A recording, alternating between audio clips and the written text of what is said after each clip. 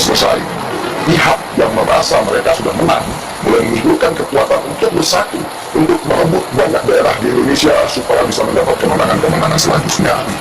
Beberapa partai mulai menggabungkan diri mereka menjadi satu kekuatan yang mereka namakan sebagai Koalisi Indonesia Maju.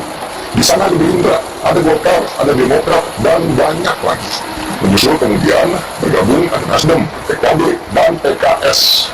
Partai-partai yang selama ini berbeda ideologi akhirnya berkumpul bersama mengatur strategi bagaimana caranya koalisi mereka itu bisa menguasai Indonesia. Dan salah satu cara mereka adalah mengakali peraturan pilkada yang mengharuskan calon yang diusung di daerah harus memenuhi syarat didukung oleh 20% suara partai. Inilah lubang yang disiasati oleh koalisi partai itu. Mereka menghitung kalau koalisi mereka bersatu di pilkada, maka partai yang tidak gabung dengan koalisi mereka berarti tidak mungkin bisa mencalonkan kepala daerah.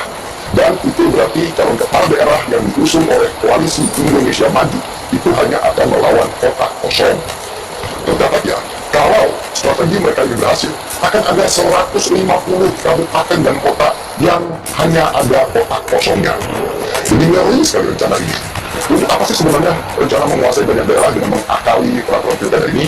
Ya adalah untuk 2029 nanti, Pilpres 5 tahun ke depan.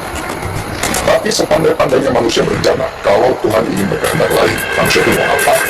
Mendadak Mahkamah Konstitusi mengubah peta politik dan menghancurkan bangunan rencana yang sudah didesain oleh koalisi partai-partai itu. Mahkamah Konstitusi mendadak mengeluarkan keputusan bahwa peraturan atau syarat bahwa calon yang ingin maju menjadi kepala daerah harus mendapat dukungan partai minimal 20% suara dibatalkan. Dengan peraturan baru dari Mahkamah Konstitusi, maka banyak partai, bahkan partai yang tidak masuk parlemen pun, itu bisa mencalonkan kepala daerah. Kabar ini memekakkan telinga koalisi partai yang menamakan diri mereka sebagai Kim Plus. Dan untuk di Jakarta nanti, mereka sudah menyiapkan Ridwan Kamil sebagai calon mereka. Hancur harapan Kim Plus sekarang. Tapi, Kim Plus itu ternyata tidak kekurangan akal. Mereka lalu bersiasat untuk melawan keputusan Mahkamah Konstitusi yang tidak sesuai dengan keinginan mereka.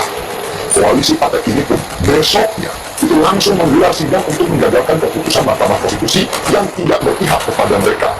Rapat kemudian digelar dan dimasukkan untuk membuat penafsiran baru dari keputusan Mahkamah Konstitusi supaya gabungan partai ini tetap mendapatkan keuntungan. Dijinjangkan di acara mereka dan merasa mual dari banyak penduduk negeri ini sudah sampai ke puncak yang tertinggi. Hari Kamis, tanggal 22 Agustus, mulai elemen masyarakat turun ke jalan secara spontan mengepung gedung DPR RI. Yang datang dan berdemo hari itu bukan hanya mahasiswa, tapi ada juga yang dari komika, para pembuat film, pemusik, dan banyak banget rakyat biasa.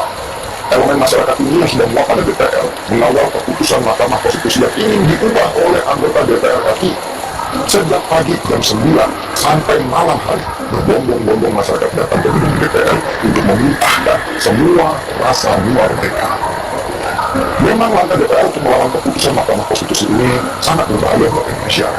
Coba bayangkan, ada 150 kabupaten dan kota yang melawan dalam pilkada kali ini kalau keputusan Mahkamah Konstitusi ini tidak dipatuhi.